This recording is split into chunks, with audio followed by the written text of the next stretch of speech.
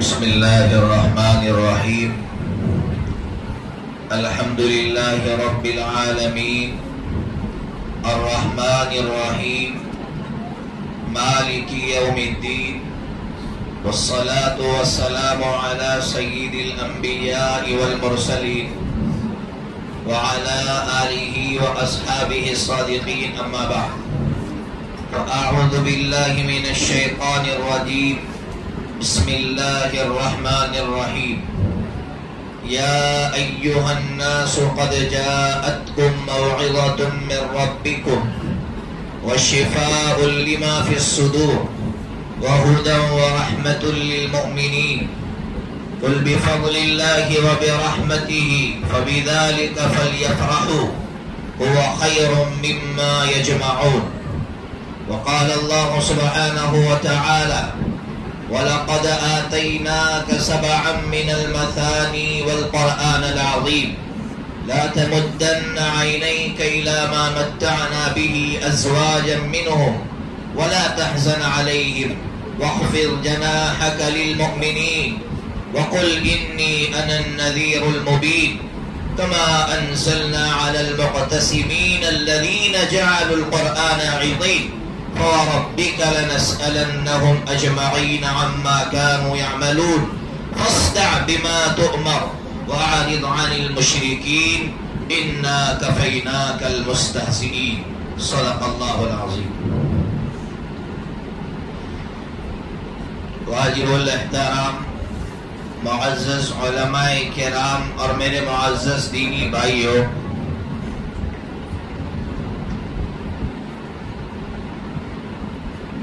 ایک کتاب ہے، اس کا نام ہے حیات الحیوان، اس کے مصنف کا نام ہے علامہ دمیری رحمت اللہ علیہ۔ یہ واقعہ خاص کر رمضان سے پہلے اور اس طرح کی راتیں آتی ہیں تو ہمیں اس واقعے کو بار بار دہرانا چاہیے اور ہمیں اللہ کی طرف لوٹنا چاہیے۔ بڑا عجیب و غریب واقعہ لکھا ہے علامہ دمیری رحمت اللہ علیہ نے، اور آپ نے یہ واقعہ سنا بھی ہوگا۔ ایک بہت بڑے بزرگ گزرے ہیں، ان کا نام ہے ابو عبداللہ اندلسی رحمت اللہ علیہ۔ یہاں بیٹھے ہوئے میرے خیال میں 50% لوگ ان کو جانتے ہوں گے، اور کیوں جانتے ہوں گے؟ اس لیے کہ حضرت جنید بغدادی رحمت اللہ علیہ یہ شیخ ابو عبداللہ اندلسی رحمت اللہ علیہ کے مرید تھے، یعنی ابو عبداللہ اندلسی شیخ ہیں اور جنید بغدادی مرید ہے۔ شبلی، یہ علماء جانتے ہیں ان کا کیا مقام تھا۔ شبلی شیخ ابو عبداللہ اندلسی رحمت اللہ علیہ کے مرید تھے۔ یہی شیخ ابو عبداللہ اندلسی رحمت اللہ علیہ جب چلتے تھے تو آج کے شیخوں کی طرح نہیں کہ 10-15 یا ہزاروں کی تعداد میں مریدین ان کے ساتھ چلتے ہو، لاکھوں کی تعداد میں مریدین ان کے ساتھ چلتے تھے۔ علامہ دمیری رحمت اللہ علیہ لکھتے ہیں کہ ایک مرتبہ شیخ ابو عبداللہ اندلسی رحمت اللہ علیہ کا قافلہ گزر رہا تھا، لاکھوں کی تعداد میں مریدین ہیں۔ حضرت کا گزر ہوا ایک چرچ پر سے، گزر گئے، پھر گزر ہوا ایک مندر پر سے، گزر گئے، آگے بڑھے، ایک لڑکی پر نظر پڑی اور اس کو دل دے دیا، اور پھر شیخ نے اپنے مریدین سے کہا جو لاکھوں کی تعداد میں تھے تم واپس ہو جاؤ۔ مریدین حیران، شیخ کیا ہوا؟ کہا اللہ نے میرے اندر سے نور ایمانی چھین لیا ہے، تم واپس چلے جاؤ۔ واپس چلے گئے مریدین، لیکن شبلی کو چین نہیں آیا۔ شبلی پریشان کہ شیخ کو کیا ہوا۔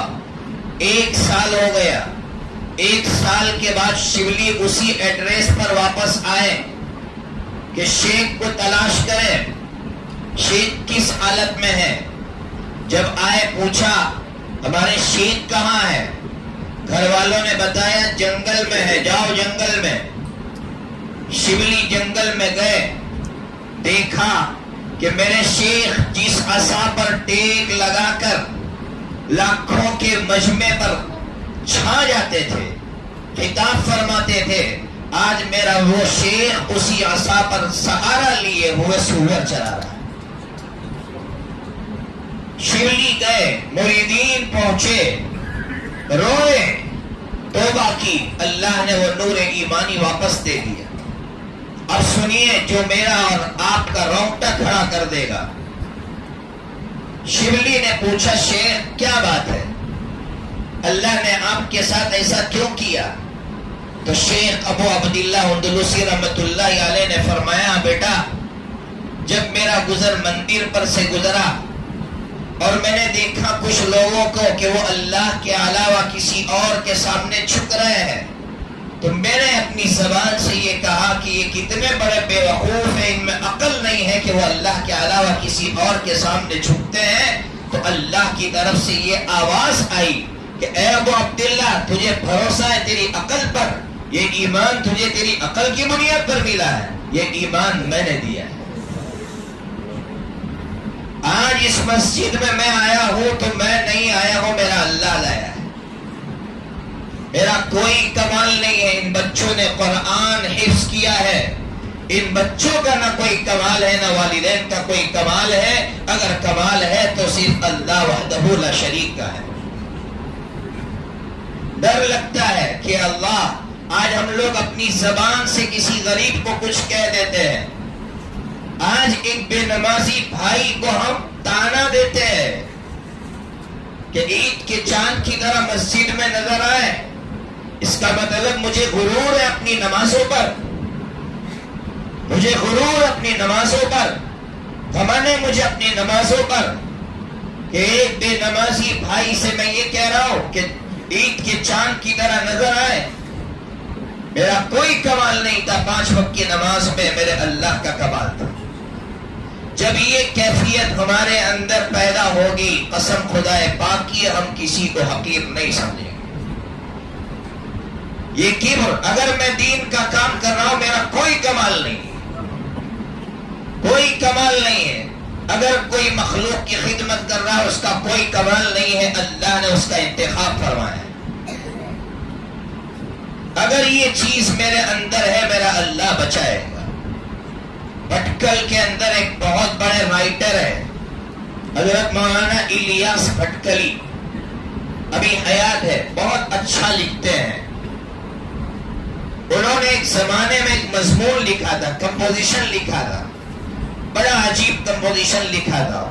لکھتے ہیں حضرت مولانا کہ ہماری مسجد میں پہلی صف میں نماز پڑھنے والے ایک بڑے میاں مسجد میں نہیں آ رہے تھے۔ میں عیادت کے لیے گھر گیا، میں نے دیکھا کہ بڑے میاں بڑے پریشان ہیں، استنجا بیڈ پر کر رہے ہیں، ٹوائلٹ بیڈ پر کر رہے ہیں۔ میں نے کہا کیا ہوا بڑے میاں؟ تو کہا پتہ نہیں کس کی بددعا لگ گئی کہ میرے بچے بھی مجھے چھوڑ کر چلے گئے۔ اچھا آپ کے بچے بھی آپ کو چھوڑ کر چلے گئے؟ کہا حضرت آپ تو نمازی تھے، آپ نے تو آج تک کسی کا بگاڑا نہیں، آخر یہ حالات کیسے آئے؟ بڑے میاں نیک تھے، انہوں نے کہا میں نے کسی کو ستایا ہے، اللہ اس کی سزا دے رہا ہے۔ حضرت مولانا نے تسلی دیتے ہوئے کہا نہیں نہیں یہ آزمائش ہوگی۔ بڑے میاں کا دل بنا ہوا تھا، کہا نہیں یہ اللہ کی طرف سے پکڑ ہے۔ تو کہا سوچئے۔ جب بہت سوچنے لگے تو بڑے میاں کو یاد آیا کہ جب میں نماز پڑھنے کے لیے نکلتا تھا اور بچے باہر کھیل رہے ہوتے تھے تو میں ان بچوں کو بھی تانے دیتا تھا اور ان کے ماں باپ کو بھی تانے دیتا تھا کہ تمہارا باپ بھی بے نمازی، تم بھی بے نمازی۔ اللہ نے میرے ان جملوں کی وجہ سے میری پکڑ فرمائی۔ اس لیے اللہ کے واسطے کسی بھی بھائی کو حقیر نہ سمجھے، اپنے اندر کے غرور کو نکال دے۔ کوئی کمال نہیں ہے میرا، ان بچوں کو ہم جتنا چومیں اتنا کم ہے۔ ابھی وہ بچہ نظم پڑھ رہا تھا، قرآن کا مقام اور صاحب قرآن کا مقام بیان کر رہا تھا. حضرت مولانا نے اپنی انعام سری میں قرآن مجید کے تعلق سے جو کچھ بھی فرمایا میں اپنی آنکھوں سے قرآن مجید کا مقام دیکھ کر آیا ہوں. بعد میں بیان کروں گا، لیکن قرآن مجید اللہ کا کیسا کلام ہے اور کیسی طاقتور کتاب ہے میں آپ کو ایک بہت بڑے رائٹروں کے حوالے سے بیان کروں گا. علامہ سلیمان منصور پوری رحمت للعالمین جو کتاب ہے اس کے مصنف ہے، بڑی عجیب بات لکھی ہے. وہ فرماتے ہیں یہ جو انجیل ہے، عیسائی جس کتاب کو مقدس مانتے ہیں، انجیل 4 حصوں میں بٹی ہوئی ہے. انجیل مرقس، انجیل متی، انجیل برنامس، انجیل یوحنا. وہ فرماتے ہیں کہ یہ 4 انجیل ہے اور اس کی گائیڈ لکھنے والے صرف 3 بندے ہیں. آج تک 4 انجیل ہیں اور 4 انجیل کی گائیڈ لکھنے والے 3 بندے ہیں. تینوں کا اتفاق ہے اس بات پر کہ یہ 4 انجیل میں سے ایک بھی اللہ کی طرف سے نہیں ہے. نمبر 2، ان تینوں شارحین کا اتفاق ہے اس بات پر کہ ان 4 میں غلطیاں موجود ہیں. آپ کسی عیسائی سے پوچھئے کس کتاب کو فالو کرتا ہے، وہ کہے گا بائبل. کون سی بائبل؟ تو وہ کھجائے گا، اس لیے کہ اس کے پاس جواب نہیں ہے کہ کس بائبل کا میں ریفرنس دوں، کس بائبل کا میں حوالہ دوں. اس کے برخلاف آپ ایک بچے سے پوچھئے کس قرآن کو فالو کرتا ہے تو وہ کہے گا ایک ہی قرآن ہے، ایک ہی قرآن ہے. قرآن 4 نہیں ہے، ایک ہی قرآن ہے. یہ قرآن کی حقانیت کی پہلی دلیل ہے. نمبر 2، ہم تو کرسچنوں کے ساتھ اٹھتے بیٹھتے ہیں، نان مسلم بھائیوں کے ساتھ اٹھتے بیٹھتے ہیں. ہم ان سے پوچھتے ہیں کہ اگر تمہیں یہ غرہ ہے، اگر تمہیں یہ دعویٰ ہے کہ تمہاری مذہبی کتاب سچی ہے تو بتائیے تمہاری مذہبی کتاب کون سی زبان میں اتری. آپ پوچھئے کسی کرسچن سے کہ انجیل کون سی زبان میں اتری، وہ جواب نہیں دے پائے گا. آپ کسی نان مسلم بھائی سے پوچھئے کہ 4 وید ہے تمہارے یہاں تو کون سی وید اس آسمان سے اتاری گئی ہے اور اس کی کون سی زبان ہے، کوئی جواب نہیں دے پائے گا. لیکن ہمارے اس بچے سے پوچھئے کہ قرآن مجید کس زبان میں اتارا گیا تو وہ کہے گا عربی زبان میں اتارا گیا اور آج بھی عربی زبان محفوظ ہے. بولو نا بھائی، اس کی حقانیت کی سب سے بڑی دلیل ہے یا نہیں ہے؟ آج دنیا حیران ہے. صہیونی تنظیم، نوجوانوں پڑھو، صہیونی یعنی یہودیت کی جو صہیونی تنظیم ہے اور جدید صہیونیت، پرانی نہیں، جدید صہیونیت کا جو بانی ہے، فاؤنڈر ہے ہرزل، اس نے پوری یہودی قوم کو عبرانی زبان پر کھڑا کیا اور نصابوں میں، اسکول کے نصابوں میں عبرانی زبان کو داخل کیا تاکہ عبرانی زبان باقی رہے. لیکن قربان جاؤ اللہ کے کلام پر، قرآن مجید پر، کہ اتنی محنت کے باوجود بھی ان کا کوئی بچہ تورات کا حافظ نہیں، لیکن ہمارا بچہ قرآن مجید کا حافظ ہے. آج بھی نصاب میں عبرانی زبان داخل کی گئی ہے، ہرزل نے عبرانی زبان داخل کی لیکن ناکام ہے وہ. اور آج ہمارے کچھ نان مسلمان بھائیوں کو اعتراض ہے کہ جمعہ کا خطبہ اردو میں ہونا چاہیے. کیوں بھائی؟ تو کہہ رہے بھائی جمعہ کا خطبہ کسی کو سمجھ میں نہیں آتا، اردو میں ہونا چاہیے. صحابہ کرام چائنا میں گئے، صحابہ کرام رومن امپائر گئے، صحابہ کرام پرشین امپائر گئے، لیکن خطبہ عربی میں دیا اور یہ بتا کر آئے، یہ باور کرا کر آئے ہیں کہ عربی زبان یہ اللہ کی نشانیوں میں سے ایک نشانی ہے، اس لیے اسے بدلا نہیں جا سکتا.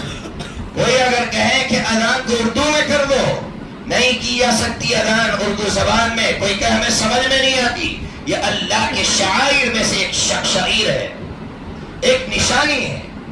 یہ عربی زبان جو انٹرنیشنل 6 زبانوں میں سے ایک زبان ہے، انٹرنیشنل زبانوں میں سے ایک زبان ہے. سنو کہاں ہیں ہم لوگ؟ ہم کیا سمجھ رہے ہیں انگریزی زبان انٹرنیشنل زبان ہے؟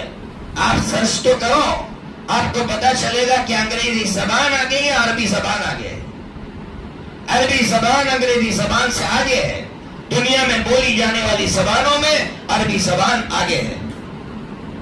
ہمیں فخر ہے کہ اللہ نے ہمیں کلام پاک عطا فرمایا، اس کا یہ مقام ہے کہ دنیا خاموش ہے ہمیں جواب دینے سے، اس لیے اس کلام پر فخر کرے. میں 2024 میں غالباً یا 2023 میں مجھے یاد نہیں رہا، ابھی واپی ایک جگہ ہے، وہاں ایک بہت بڑا چرچ ہے، اس کا نام ہے آشا دھام. تو مذہبی رہنماؤں کو انہوں نے بلایا تھا، دعوت دی تھی. تو ہمارے علاقے سے اس حدیث کا انتخاب کیا گیا تھا کہ تمہیں جانا ہے. میں جب وہاں گیا اور میں نے قرآن مجید عربی زبان میں پڑھا اور قرآن مجید کو سمجھایا، سودی نظام کو سمجھایا، تو وہاں کا جو سب سے بڑا فادر تھا اس نے کھانے کے دوران یہ کہا اور اس کا اعتراف کیا کہ یہاں جتنے مذہبی لوگ آئے تھے وہ سب کانپ رہے تھے اور وہ اس بات کی سچائی کو بیان نہیں کر پائے تھے کہ اللہ کی طرف سے انسانیت کے لیے کیا رہبری ہے. لیکن جب آپ کلام سنا رہے تھے عربی زبان میں تو اس وقت میرے رونگٹے کھڑے ہو رہے تھے عربی زبان کو سن کر، جبکہ وہ عربی زبان جانتا نہیں تھا. یہ اللہ کے کلام کی تاثیر، یہ اللہ کے کلام کی طاقت. اس لیے میرے بھائیوں، اللہ نے جو کلام دیا ہے مسلمانوں نے اس کو دم کرنے کے لیے اس کو سمجھ لیا ہے. میں نے آیت کریمہ پڑھی وَشِفَاءٌ لِمَا فِي الصُّدُورِ، اللہ نے کہا قرآن شفا ہے دل کی بیماریوں کے لیے، شرک کے لیے شفا ہے. پڑھو گے سمجھو گے تو شرک سے شفا ملے گی، پڑھو گے سمجھو گے تو دل کی بیماریوں کے لیے شفا ہے. ہم نے اس کو جسمانی بیماریوں کے لیے شفا سمجھ لیا، اس لیے سمجھنا چھوڑ دیا. اللہ کے کلام کو، اللہ کے پیغام کو سمجھنا چھوڑ دیا. اسی لیے سمجھنا چھوڑ دیا کہ ہم نے اس کو دم کرنے کی کتاب سمجھا، جبکہ یہ ہدایت ہے. قرآن کہہ رہا ہدن وَرَحْمَةٌ لِّلْمُؤْمِنِينَ قُلْ بِفَضْلِ اللَّهِ وَبِرَحْمَتِهِ فَبِذَلِكَ فَلْيَفْرَحُوا. اللہ کہہ رہے ہیں کہ اس قرآن کے دینے پر خوشیاں مناؤ کہ اللہ تو نے قرآن مجید ہمیں عطا فرمایا. وَخَيْرٌ مِّمَّا يَجْمَعُونَ، اللہ کہہ رہا ہے جتنی دولتیں ہیں ان میں سب سے بڑی دولت ہے تو وہ قرآن مجید ہے. اس لیے میں ان 2 بچوں سے کہتا ہوں کہ اللہ نے آپ کو دنیا کی سب سے بڑی دولت دی ہے، اس دولت کو کبھی جھکنے مت دے. دنیا تمہارے سامنے آ کر جھکے گی لیکن تم کبھی دنیا کے سامنے جا کر مت جھکنا، اپنی توہین مت کرنا، اس لیے کہ آپ کے سینے میں قرآن ہے. قرآن مجید کا یہ مقام ہے. قرآن مجید کو مٹانے کی میں بہت مختصر وقت لوں گا آپ کا، آپ بے فکر رہیے. قرآن مجید کو مٹانے کے لیے جو اسکیمیں بنائی گئی، یہ نوجوان بیٹھے ہوئے ہیں، رشیا کی تاریخ پڑھیے، بہت دور کی تاریخ پڑھنے کی ضرورت نہیں ہے. رشیا کی تاریخ پڑھیے 1924 سے لے کر 1992 تک کی جو رشیا کی تاریخ ہے، کہ رشیا میں جب کمیونسٹ حکومت آئی ہے اور کمیونسٹ حکومت نے یہ فیصلہ سنا دیا کہ کوئی بھی قرآن مجید کی تلاوت نہیں کرے گا، اذان کی آواز نہیں سنائی دے گی. اگر کسی نے قرآن مجید کو پڑھا یا اذان کی آواز آئی اس کو پھانسی دے دی جائے گی. مسلمانوں نے قرآن مجید لے کر زمینوں میں دفنایا. مسلمان ڈر کے مارے قرآن مجید کو دفنا رہے تھے، لیکن ان ظالموں کا پیٹ نہیں بھرا، کمیونسٹ حکومت کا پیٹ نہیں بھرا. وہ سمجھ گئی کہ جب تک علماء موجود ہے، جب تک حفاظ موجود ہے، تب تک اسلام کو مٹانا ناممکن ہے. تو اب کیا کیا جائے؟ علماء کو اس ٹرین میں بٹھایا اور دوسری جماعت کو اس ٹرین میں بٹھایا. 2 ٹرینوں کو دونوں طرف سے چلایا گیا، پرخشے اڑ گئے علماء کرام کے. علماء کرام کی بوٹی بوٹی ہو گئی اور علماء کرام کو اس طرح شہید کر دیا. پھر کچھ علماء بچے، ان کی نظر پڑی کہ ابھی بھی کچھ زندہ ہے، تو سائبیریا جو برفیلی علاقے ہوتے ہوئے علماء کرام کو چھوڑ دیا. علماء کرام کی ایک بڑی تعداد برف ہو کر شہید ہو گئی. آج علماء کو حقیر سمجھا جا رہا ہے, آج حفاظ کو حقیر سمجھا جا رہا ہے. وہ علماء کی اور حفاظ کی قدر اور اہمیت جانتے تھے. باطل جانتا تھا کہ علماء کی اہمیت کیا ہے, حفاظ کی طاقت کیا ہے. اس کے لیے اس نے یہ اسکیم بنائی. لیکن میرا رب قرآن مجید میں کہہ رہا ہے فَيَمْكُرُونَ وَيَمْكُرُ اللَّهُ وَاللَّهُ خَيْرُ الْمَاكِرِينَ. وہ چال چلتے ہیں, اللہ کہہ رہا میں بھی چال چلتا ہوں اور میں سب سے بہترین چال چلنے والا ہوں. کیا ہوا کہ وہاں جو برف کے علاقوں میں علماء کو چھوڑ دیا تھا, ایک بڑے عالم جو بخاری شریف پڑھاتے تھے وہ آئے وہاں کے علاقے سے اپنے علاقے میں, دیکھا یہاں داڑھی نہیں رکھ سکتے دادی مڈادی, لباس بدل دیا, گھر آئے, گھر آ کر بے چین تھے کہ اللہ کا کلام مٹ رہا ہے, دین مٹ رہا ہے. حضرت سیدنا ابوبکر صدیق رضی اللہ تعالیٰ عنہ نے کہا تھا نا اَيُنْقَصُ الدِّينُ وَأَنَا حَيٌّ, کہ میرے ہوتے ہوئے دین میں تھوڑی بھی کمی آئے یہ میں برداشت نہیں کر سکتا ہوں. یہ دل تھا ان کا.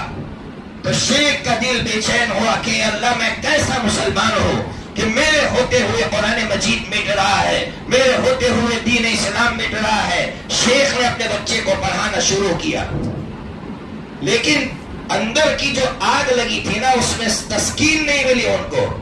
تو شیخ نے کہا کہ میں اپنے بچے کو پڑھاؤں گا, کل میرا بچہ مر جائے گا, آگے کیا ہوگا. کہا باہر نکلو.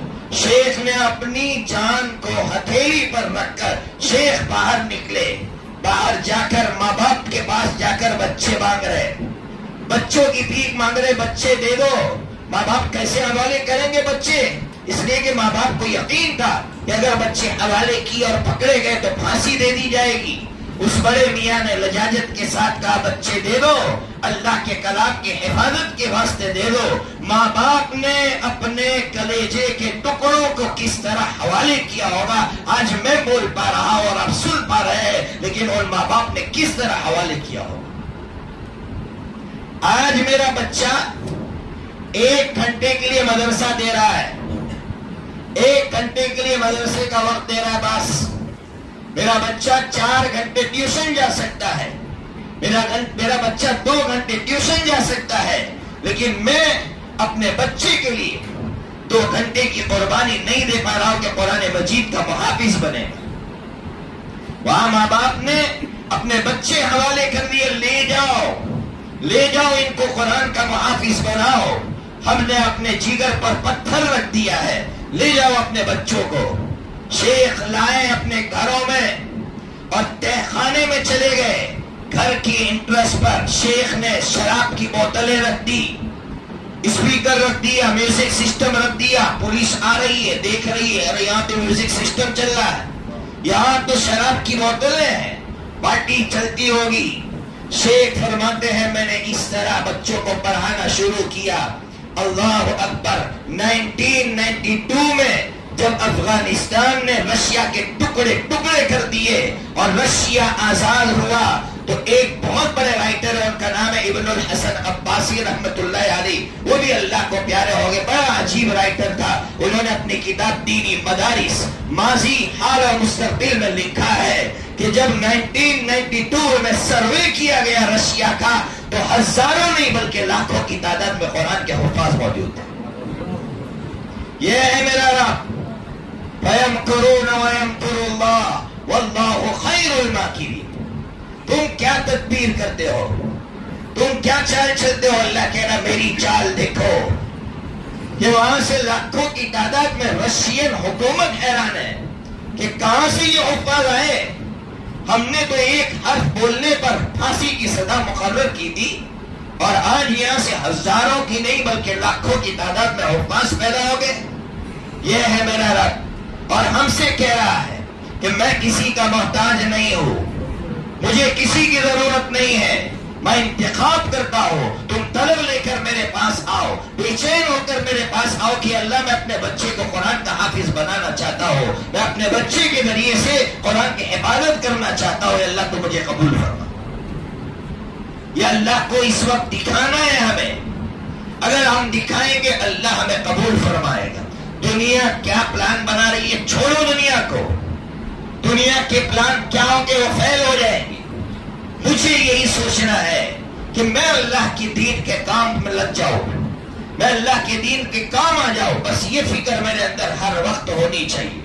میں حیران ہوں موجودہ جو حالات ہیں ہمارے سامنے، نوجوان بہت زیادہ دلچسپی لے کر ہم سے پوچھتے ہیں. میں اس مسجد میں بڑے کھل کر کہہ رہا ہوں کہ شاید نوجوانوں کو یہ معلوم نہیں ہے کہ 1948 کے اندر جب نکبہ ہوا، نکبہ کا مطلب شاید نوجوان نہ جانتے ہو. اسرائیل نے برطانیہ کی مدد سے ایک ساتھ حملہ کر دیا تھا فلسطین کے اوپر. تو وہاں فلسطینیوں کو کھدیڑ دیا تھا، اور کھدیڑ کر کوئی مصر چلا گیا، کوئی لبنان چلا گیا، کوئی اردن چلا گیا، کوئی کہاں چلا گیا، کوئی کہاں چلا گیا. اس کے بعد سے آج تک وہ فلسطینی اپنے زمین کے ساتھ جڑے ہوئے ہیں. کیوں جڑے ہوئے ہیں؟ دنیا حیران ہے. ایسے سرفروشوں کی تاریخ پڑھ کر، ایسے جابازوں کی تاریخ پڑھ کر دنیا حیران ہے کہ آخر ان کے پاس کون سی طاقت ہے. شیخ احمد یاسین رحمت اللہ علیہ مفلوج تھے. آپ تو ویل چیئر پر آتے تھے، لیکن دشمن ٹہل جاتا تھا ان کو دیکھ کر، ان کی سوچ کو سن کر. شیخ احمد یاسین رحمت اللہ علیہ نے فلسطین کے نوجوانوں سے کہا، اگر فتح چاہتے ہو دین کام کر لو، دنیا تمہارے سامنے جھک کر آئے گی. دنیا حیران تھی کہ یہ بڑھا کیا بول رہا ہے. اس قوم کے پاس مارنے کے لیے غلیل نہیں ہے. اس قوم کے نوجوانوں سے یہ بڑھا کہہ رہا دین کام کرو، انقلاب آئے گا. کہا کیا کام کرے؟ نوجوانوں نے پوچھا. کہا پہلا کام مجھ سے وعدہ کرو میرے ہاتھ میں ہاتھ دے کر ایک بھی نوجوان بے نمازی نہیں رہے گا. آج ہم سمجھتے ہیں کہ اس طرح انقلاب آ گیا. دنیا کی سپر پاور طاقت صلح کرنے کے لیے تیار ہوئی، ایسے ہی تیار ہوئی. ہمیں ان کا لباس نظر آتا ہے کہ وہ پینٹ شرٹ میں ہے، ہمیں ان کا کردار نظر نہیں آتا، ہمیں ان کا ایمان نظر نہیں آتا. کہا میرے ہاتھ میں ہاتھ دے کر وعدہ کرو کہ 100% نمازی رہیں گے نوجوان. نوجوانوں نے ایسا وعدہ کیا کہ جب ان کے مکانات گرا دیے گئے پچھلے سال رمضان کے مبارک مہینے میں، ہر نوجوان نے ایسا منظر دیکھا کہ ملبوں پر کھڑے ہو کر اوپر ہوائی حملے ہو رہے ہیں، لیکن ان نوجوانوں نے ملبوں پر کھڑے ہو کر نمازیں پڑھی. کہا 100% نمازی کا تیار ہے. نمبر 2، کہا میرے ہاتھ میں ہاتھ ڈال کر وعدہ کرو کہ ایک بھی نوجوان بے حافظ نہیں رہے گا، قرآن کا حافظ ہو جائے گا. نوجوانوں نے کہا تیار ہے. اللہ اکبر. آج وہاں 100% نوجوان قرآن کے حافظ ہیں. آپ کہیں گے کوئی دلیل دو. میرے پاس پڑھنے والے ایک مفتی صاحب ہے، مفتی عفیف صاحب، اسکاٹ لینڈ میں رہتے ہیں. وہ پچھلے سال وہاں گئے، فلسطین جا کر آئے، بیت المقدس جا کر آئے. انہوں نے مجھ سے آ کر کہا جب انڈیا آئے، کہا مفتی صاحب میں نے وہاں کے گیٹ کیپر کو قرآن کا حافظ پایا ہے، میں نے ٹیکسی ڈرائیوروں کو قرآن کا حافظ پایا ہے. آپ سوچئے تو صحیح میرا رب کیسے حفاظت کر رہا ہے. شیخ نے یہ جملہ کہا تھا، عربی میں یہ جملہ کہا تھا، استفناہ بحفظۃ القرآن، کہ ہم فتح حاصل کریں گے قرآن کے حفاظ کے ذریعے سے. تو آج وہاں اتنے حفاظ ہیں، ہر نوجوان قرآن کا حافظ ہے. اور ایسی صورتحال جو ہمارے سامنے تھی، ایسی ہنگامی حالت کہ لوگ کچھ نہیں ہے رہنے کے لیے، بس ایک خیمہ ہے. اب ان کو جب کہا جاتا ہے کہ یہاں بمباری ہو رہی ہے، وہاں سے بھاگتے ہیں، وہاں سے دوسری جگہ بھاگتے ہیں. حضرت مولانا خلیل الرحمان سجاد بامانی دامت برکاتہم کا بیان ہے کہ 21,000 لڑکیوں نے قرآن مجید حفظ کیا ہے. 21,000 لڑکیوں نے قرآن مجید حفظ کیا ہے. کیسی قوم ہوگی؟ اب تیسرے نمبر پر جو جملہ کہا ہے میں ہر جگہ سنا رہا ہوں تاکہ میرا نوجوان اپنے سینے پر لکھ دے اس کو. شیخ نے اپنی قوم سے یہ کہا کہ سنو، کوئی بھی قوم افراد کے گھٹنے سے نہیں ہارتی ہے، سوچ کے گرنے سے ہار جاتی ہے. کیا تاریخی جملہ کہا ہے، پتہ نہیں آپ کو سمجھ میں آیا یا نہیں آیا. اچھل پڑتے اگر آپ کو یہ جملہ سمجھ میں آیا ہوتا تو. افراد کے کم ہونے سے کوئی قوم نہیں ہارتی ہے. کیا ہمیں یرموک کی جنگ یاد نہیں ہے؟ کیا ہمیں قادسیہ کی جنگ یاد نہیں ہے؟ یہ قادسیہ کی جنگ پرشین امپائر اس وقت کی سپر پاور طاقت ہی نہیں دی، بلکہ اسلحہ اور ہتھیاروں میں اس وقت رومن امپائر سے زیادہ طاقتور تھی۔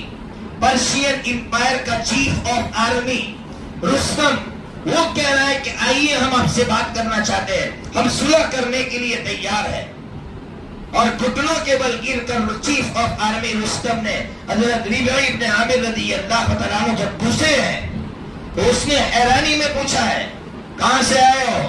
اللہم ابتعثنا، آئے نہیں اللہ نے بھیجا ہے۔ کہا کیوں آئے ہو؟ لنخرج من عبادت العباد الى عبادت الرحمن، کہ ہم بندوں کی بندگی سے نکال کر اللہ کی بندگی کی طرف لے جانے کے لیے آئے۔ دوسرا جملہ کہا من جور العدیان الى عدل الاسلام، تمام مذاہب کے ظلم سے نکال کر اسلام کے عدل کی طرف لے جانے کے لیے آئے ہیں۔ اور تیسرا جملہ کیا کہا؟ وَمِن ضِيقِ الدُّنْيَا إِلَى سَعَتِهَا، کہا دنیا کی تنگی سے نکال کر دنیا کی وسعت کی طرف لے جانے کے لیے آئے ہیں۔ رستم حیران تھا کہ پہننے کے لیے کپڑے نہیں اور مجھے کہہ رہا ہے کہ دنیا کی وسعت کی طرف لے جانے کے لیے آیا ہو۔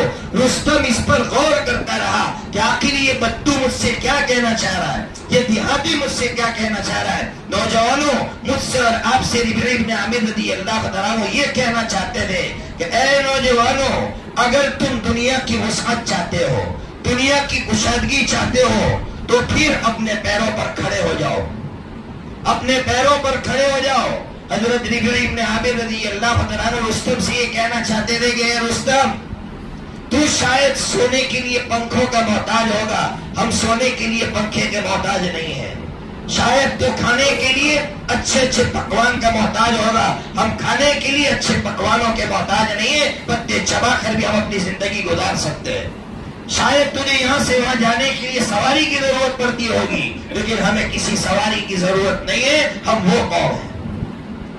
کیا ہو گیا میرے نوجوان دوستوں کو کہ آج میری قوم اپاہج ہو گئی، آج میری قوم لنگڑی لولی ہو گئی، میرے قوم کے نوجوان اپاہج ہو گئے۔ وہ قوم جو صبح میں اٹھ کر ورزش کرتی نظر آنی چاہیے تھی، آج وہ قوم سوئی پڑی نظر آ رہی۔ میں 9 تاریخ کو ایک مدرسے میں گیا، ایک پروگرام میں گیا، مجھ سے وہاں کے مولانا نے کہا کہ مفتی صاحب ہم کیا پڑھائے بچوں کو، آپ بول رہے ریزلٹ دو۔ میں نے کہا کیا ہوا؟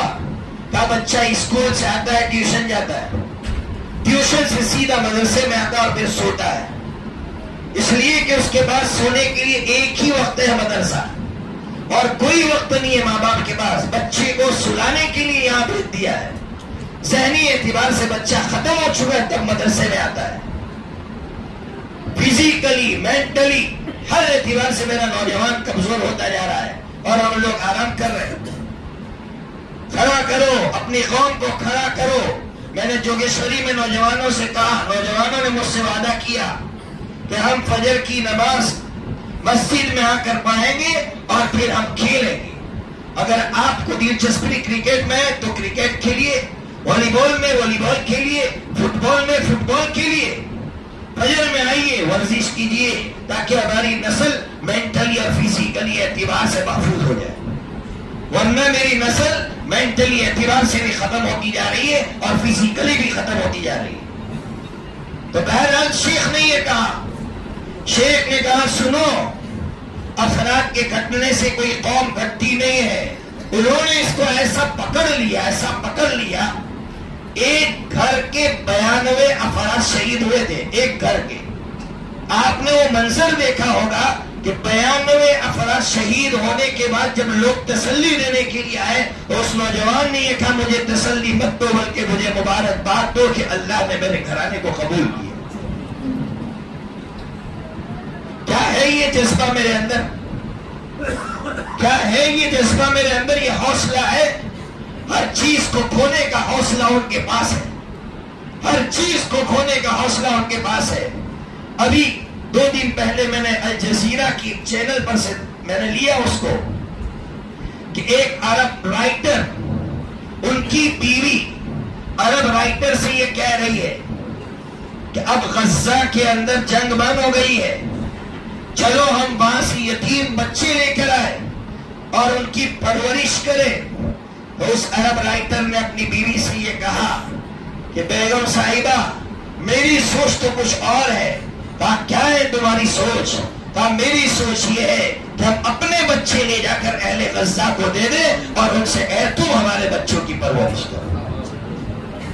ہم کیا ان کے یتیم بچوں کی پرورش کریں گے، ہم کیا ان کی تربیت کریں گے، وہ ہمارے بچوں کی تربیت کریں گے۔ شیخ بقائی جو الجزیرہ کے بہت بڑے صحافی ہیں، وہ فرماتے ہیں 2 مہینہ پہلے کی بات نقل کر رہا ہے، بس یہ واقعہ سنا کر اپنی بات ختم کروں گا، وقت زیادہ ہو رہا ہے۔ شیخ بقائی فرماتے ہیں کہ جب 2 مہینہ پہلے بمباری ہوئی، بچے اس میں زیادہ زخمی ہوئے۔ ایک بچی زخمی تھی، خون میں لت پت تھی، ماں نے اس کے سامنے کھجورے یا زیتون رکھے اور کہا کھاؤ بیٹی، خون میں لت پت بیٹی، اسپتال نہیں، علاج کہاں کرائیں گے؟ اور وہ بیٹی کھا رہی ہے۔ شیخ بقائی فرماتے ہیں میں قریب ہوا تسلی دینے کے لیے کہ میں اس بچی کو تسلی دوں، تو شیخ بقائی فرماتے ہیں کہ جب میں قریب ہوا اور اس بچی کو جب میری پرچھائی نظر آئی تو اس بچی نے میری طرف لقمہ بڑھایا یہ سوچ کر کہ میرا یہ بھائی بھوکا ہو۔ کیسی تربیت کی ہے ماں نے کہ یہ سوچ کر کہ میرا یہ بھائی بھوکا ہوگا، اور آج میری کیا سوچ بنی ہوئی ہے، یہاں سے لقمہ لو، وہاں سے لقمہ لو۔ اور آج ان کو یہ سکھایا جا رہا ہے بانٹو بانٹو غریبوں میں۔ میرے بھائیوں، اللہ نے اس زمانے میں ان کی زندگیاں ہمارے سامنے رکھ کر ہمیں مضبوط بنایا ہے، ہمارا ایمان دن بدن مضبوط ہو رہا ہے۔ ان کے واقعات کو دیکھ دیکھ کر سن سن کر ایمان روز بروز ترقی کر رہا ہے کہ اللہ کیسے روک دیا آپ نے کہ یرموک کی جنگ میں 25,000 تھے اور دوسری طرف 3 لاکھ تھے، تو آج ہمیں یہ یقین دلا رہے ہیں، یہ نوجوان ہمیں یقین دلا رہے ہیں کہ ہماری تعداد دیکھو، 40 کلومیٹر کی پٹی پر ہم رہتے ہیں، 40 کلومیٹر کی پٹی ہے صرف غزہ، 22 لاکھ لوگ 40 کلومیٹر کی پٹی پر رہنے والے، یہ ثبوت دے رہے ہیں کہ دنیا تم ہمیں اس زمین سے الگ نہیں کر سکتے ہو، اس زمین سے تم الگ نہیں کر سکتے ہو، یہ تمہارا خواب ہے۔ اور دنیا کی بڑی سے بڑی طاقتیں ان کو سہارا نہ دے، ان کو یقین ہے اس بات کا کہ اللہ ہمارا ساتھ ہے۔ اور کیوں نہ ہو یار، کیوں نہ ہو، آقا نے فرمایا تھا، آقا نے فرمایا لا تزال قائمۃ من امتی طائفۃ من امتی منصورین علی الحق لا یضرهم من خذلہ۔ آقا نے فرمایا تھا ایک جماعت ملک کے شام کے اندر حق پر قائم رہے گی، کوئی ان کا بھاؤ نہیں پوچھے گا، لیکن ان کو ان کی کوئی پرواہ نہیں ہوگی، کوئی پرواہ نہیں ہوگی، کوئی بھاؤ پوچھنے آ رہا ہے یا نہیں پوچھنے آ رہا ہے۔ اس لیے میرے بھائیوں، میں آخر میں اپنی بات آپ کے سامنے رکھ کر جا رہا ہوں، اس لیے کہ بیان اصل نہیں ہوتا، اصل عمل ہوتا ہے۔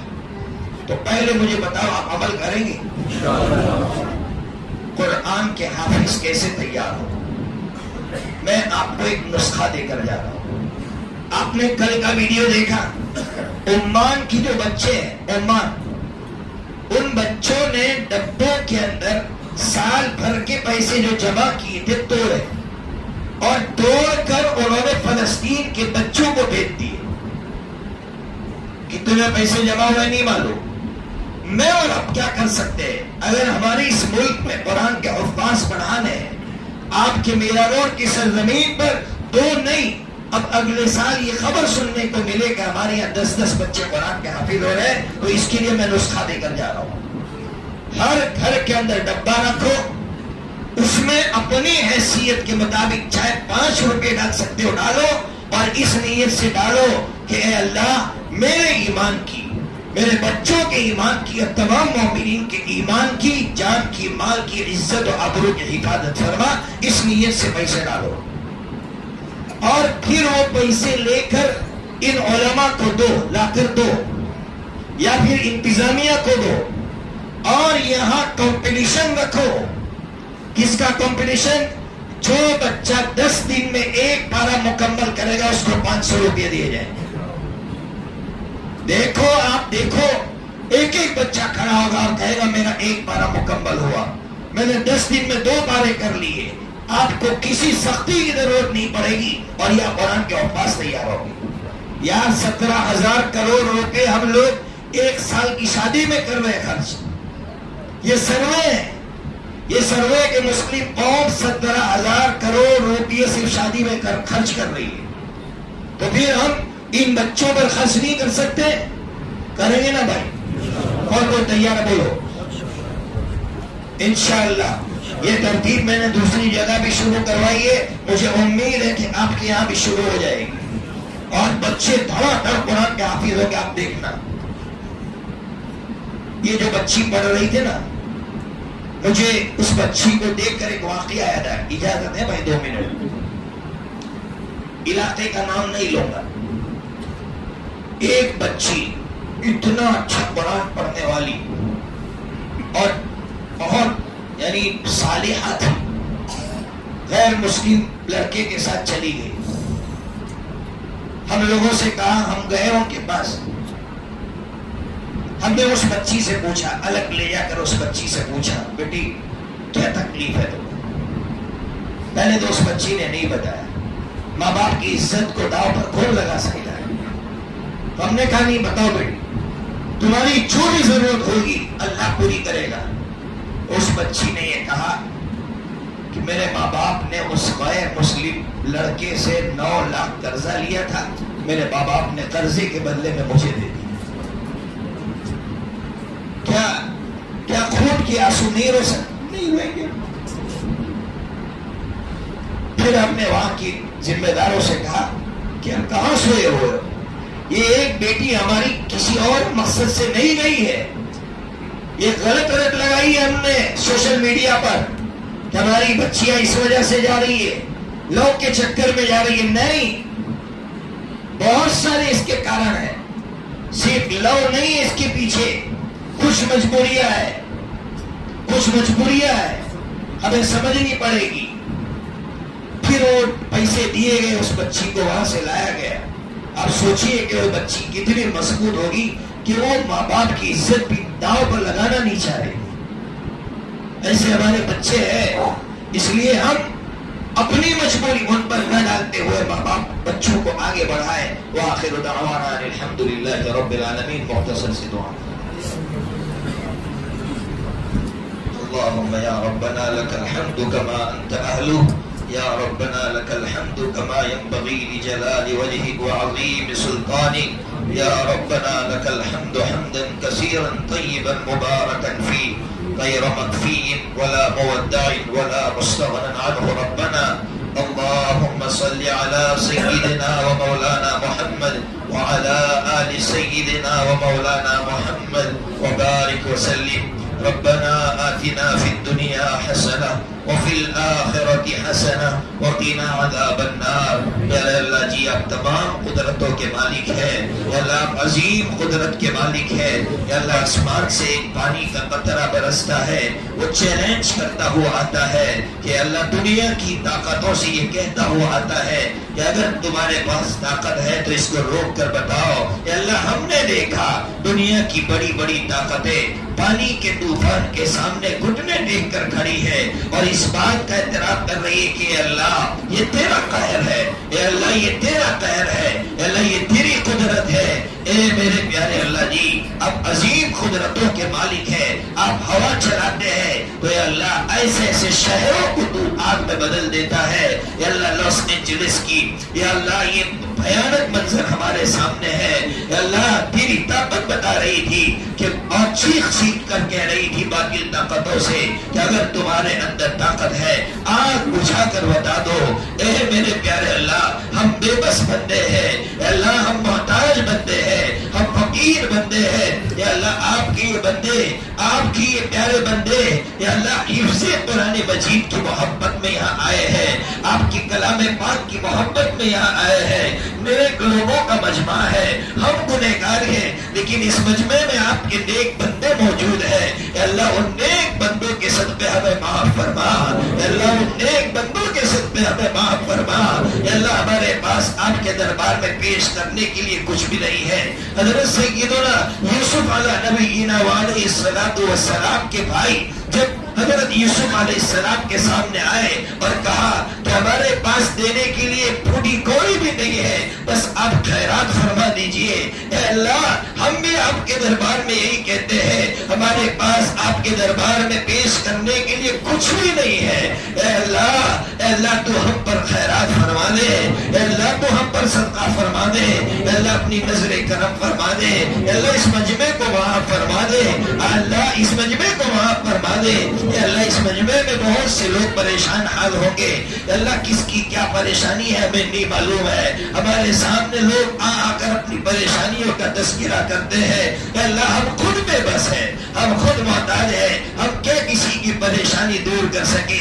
ہم اپنے بھائیوں سے اتنا کہتے ہیں اپنی پریشانی چھوڑو، اہل غزہ کی پریشانی صرف سن لو گے تو تمہاری پریشانی تمہیں پریشانی نظر نہیں آئے گی۔ اے اللہ پینے کے لیے ان کے پاس پانی نہیں ہے، اے اللہ رہنے کے لیے ان کے پاس کچھ بھی نہیں ہے، لیکن تیری محبت میں ایسے سرشار ہے اللہ کہ وہ سب کچھ کھونے کے لیے تیار ہے۔ اے میرے پیارے اللہ ان جانبازوں کی طرح ہمیں بھی ہمت عطا فرما، اے اللہ ان جانبازوں کی طرح ہمیں بھی ہمت عطا فرما۔ اے اللہ جس طرح ابھی میں نے وہ واقعہ اس بیٹی کا سنایا، جب بھی وہ واقعہ پڑھتا ہوں سنتا ہوں اے اللہ آنکھ میں آنسو آ جاتے ہیں کہ اللہ کیسی تربیت کی ہوگی ان ماؤں نے اپنے بچوں کی کہ وہ بچی سامنے کھجوریں رکھی ہوئی ہے پھر بھی وہ اس بھائی کی طرف بڑھا رہی ہے کہ میرا بھائی بھوکا ہوگا۔ ہم کیسے خود غرض ہو گئے ہیں، ہم کیسے خود غرض ہو گئے۔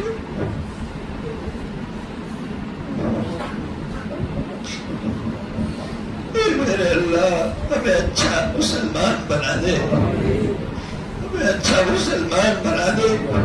دنیا ہماری سچائی کی منتظر ہے اللہ، دنیا ہماری سچائی دیکھنا چاہتی ہے۔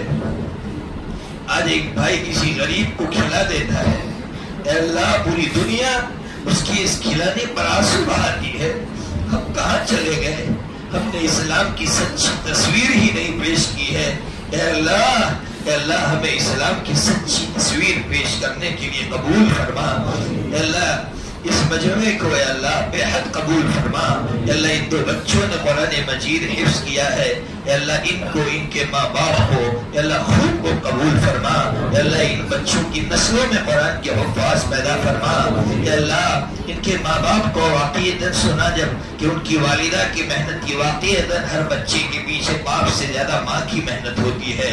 اے اللہ ہم تو جانتے ہیں نا کہ ہماری ماں نے ہمیں قرآن کا حافظ بنانے کے لیے اور عالم بنانے کے لیے کیسی قربانی دی ہے۔ باپ کے پاس دینے کے لیے پیسے نہیں ہوتے تھے تو ماں اپنے جمع کیے ہوئے پیسوں میں سے نکال کر اپنے بچوں کو دیتی ہے کہ بیٹا لے جا خرچ کرنا، تیرا باپ تو نہیں دے پا رہا ہے لیکن میرے پاس جو کچھ بھی جمع پونجی ہے وہ میں دے رہی ہوں۔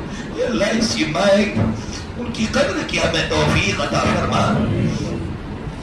جتنے بھی لوگوں کی ماں حیات ہے اللہ ماں کی قدر کی توفیق عطا فرما، ان کی دعائیں لینے والا بنا۔